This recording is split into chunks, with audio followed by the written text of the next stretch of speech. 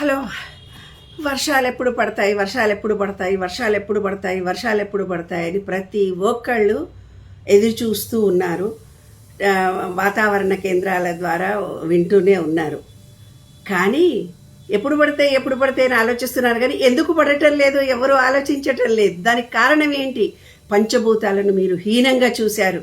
మట్టిలో కాళ్ళు పెట్టడం లేదు, నీళ్లలో తడవటం లేదు, నీళ్లకు ఒక కృతజ్ఞత లేదు, గ్రీనరీని నాశనం చేశారు, ఒక చెట్టును నాటడం లేదు, గ్రీనరీలో మీరు జీవించటం లేదు.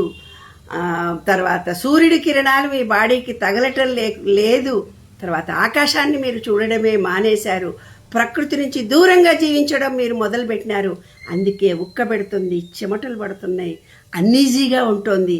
ప్రకృతిలో ఒక మనిషిని ఒకరు ద్వేషించుకుంటున్నారు, ఒకళ్ళనొకళ్ళు మోసం చేసుకుంటున్నారు. రిలేషన్షిప్స్లో సొంత భార్యాభర్తలు ఒకళ్ళనొకళ్ళు మోసం చేసుకొని చంపుకుంటున్నారు. ఒక భార్యను బ్రోతల్ హౌస్గా చేసి తన నాన్న హింసిస్తూ ఉంటే ఎన్ని న్యూస్లు మనం వింటున్నాము. అన్నతమ్ములు అక్క చెల్లెళ్ళు ఆస్తి గురించి గొడవలు పడుకొని వీళ్ళని వాళ్ళు చంపుకుంటున్నారు, వాళ్ళని వీళ్ళు చంపుకుంటున్నారు, తల్లులను కొడుకు చంపుకుంటున్నారు, పెళ్ళాలను. రిలేషన్షిప్స్ లేకుండా అయిపోయింది.